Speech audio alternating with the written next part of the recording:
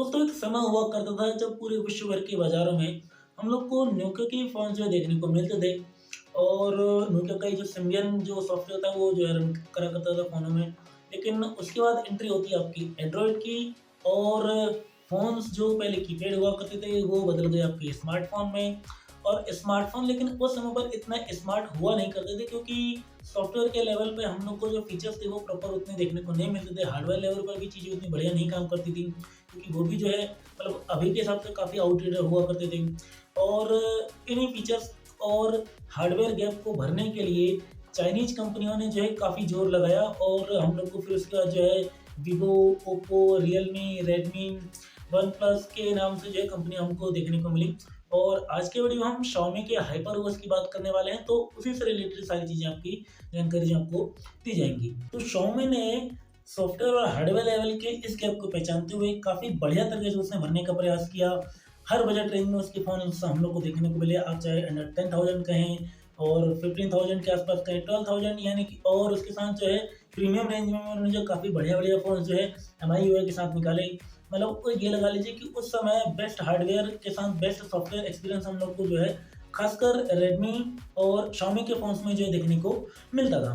लेकिन कहते हैं ना कि यार समय हर किसी का एक जैसा हमेशा नहीं चलता है। तो उसके बाद शाओमी के साथ जो दिक्कतें आई, वो आई एमआई यूआई 9 के बाद में। क्योंकि हुआ क्या कि तब तक जब तक आपका एमआई यूआई 1 से लेकर के एमआई यूआई 9 तक जो है कंपनी का जो पीरियड रहा, उस टाइम पर कंपनी ने काफ़ी सारे फीचर्स जो है आईओएस से उठा करके आपको जो है एंड्रॉइड वाले फ़ोन्स में स्किन लगा करके एमआईयूआई की वो देना आपकी शुरू की, तो काफ़ी बढ़िया जो है उनका चल रहा था।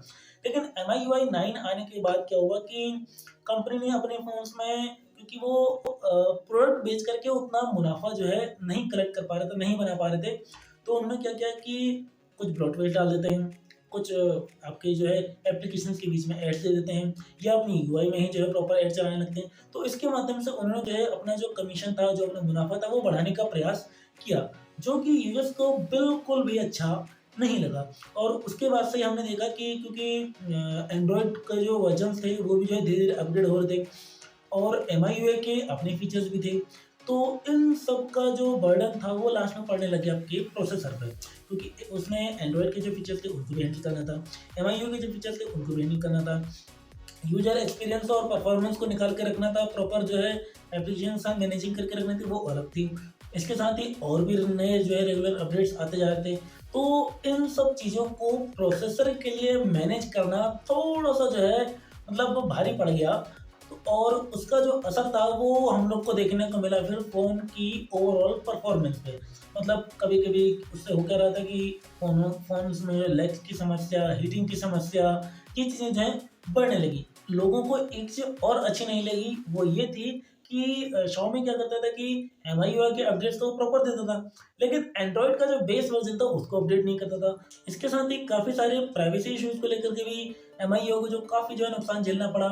और भारत में जो उनके जो प्रोडक्ट थे वो ऐसा तो थे नहीं केवल एक ही प्रोडक्ट को बना रहे थे, अलग-अलग तरह के कई सारे प्रोडक्ट्स को वो बना रहे थे। और इश्यू ये भी आ रहा था कि अब हर एक में जो अलग-अलग तरह का सॉफ्टवेयर पड़ा हुआ है। तो मतलब इन सभी के बीच में एक कम्युनिकेशन गैप भी आपका जो है वो लगातार जो है बढ़ता जा रहा था, क्योंकि कंपनी ने बहुत सारे अपने जो प्रोडक्ट्स हैं वो भारतीय बाज़ार में आपके लॉन्च किए हुए थे।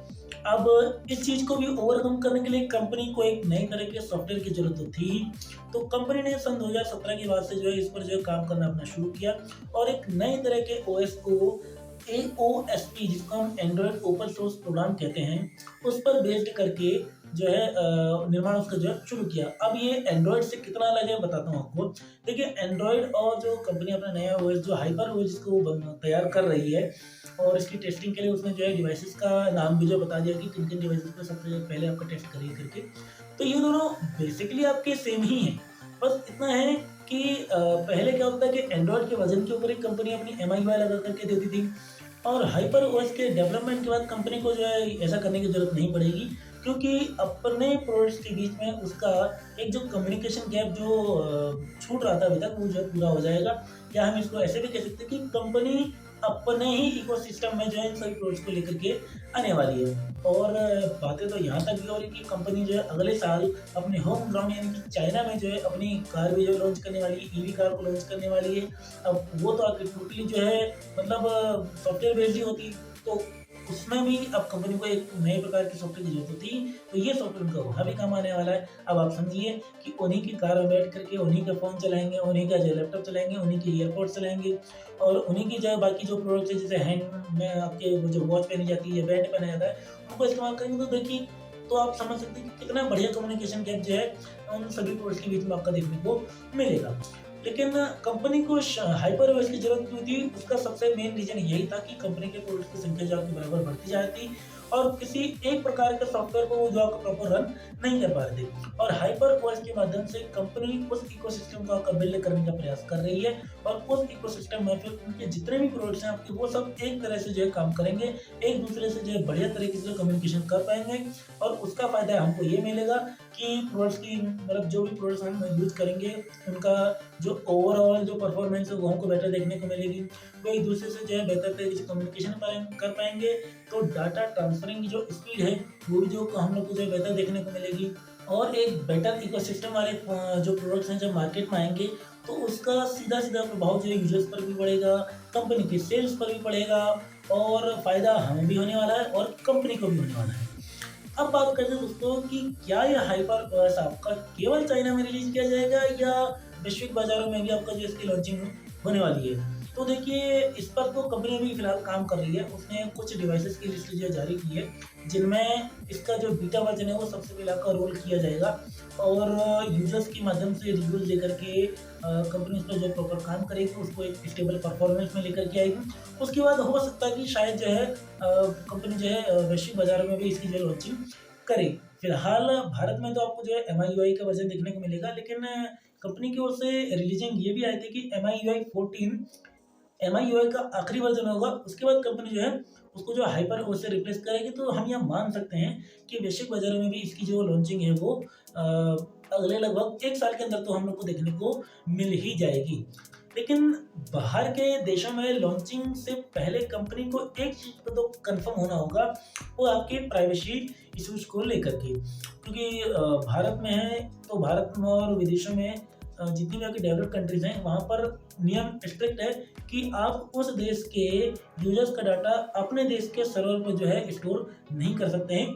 और इस चीज़ को अगर कंपनी ओवरकम कर लेती है, मतलब अगर इस चीज़ पर वो बैलेंस अगर बना करके रख सकती है, तो श्योर ये है कि कंपनी जो है इसको दूसरे देशों में भी लॉन्च करेंगी और वहाँ पर इसको जो है MIUI की तरह जो समस्याओं का सामना जैसे करना पड़ता वो सामना नहीं करना पड़ेगा। और अपडेट्स निकल करके ये भी आई है कि शुरुआत में इसका जो लुक एंड फील है, जो लुक एंड डिज़ाइन है, वो हम लोग को MIUI की तरह ही देखने को मिलेगा। उससे और ऐसा कंपनी इसलिए कर रही है ताकि उनके जो MIUI के माध्यम से जो यूजर्स उनके साथ जुड़े हुए हैं उनको अगर एक डिफरेंटली नए तरह का अगर ओएस वो नए लुक एंड डिज़ाइन के साथ अगर दे देंगे, मतलब अपडेट दे देंगे, तो लोगों को क्या होगा कि नए तरह के अपडेट के साथ, नए तरह के सॉफ्टवेयर के साथ जो है मित्रवत होने में थोड़ा सा समय लगेगा, मतलब फ्रेंडली होने में थोड़ा सा समय लगेगा और चीज़ को सीखने में थोड़ा समय लगेगा। तो उस चीज़ को नेगलेक्ट करने के लिए अगर कंपनी एकदम से ऐसा करती है तो हो सकता है कि नए लोगों को शायद वो कुछ लोगों को पसंद आए, तो उससे कंपनी का जो यूजर बेस है वो कम हो जाएगा।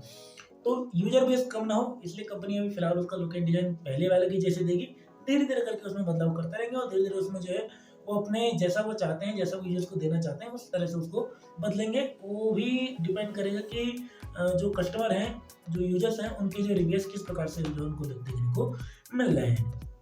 तो ये थी दोस्तों चर्चा आज हाइपर ओएस के बारे में और आज हमने जाना कि हाइपर ओएस की जरूरत कंपनी को क्यों पड़ी, इसके माध्यम से वो किस चीज़ को टारगेट करना चाहती है, कैसा उसका लुक एंड डिजाइन होगा और क्या वो भारतीय बाजारों में और वैश्विक बाजारों में चाइना के अलावा हम लोग को देखने को मिलेगा या नहीं मिलेगा।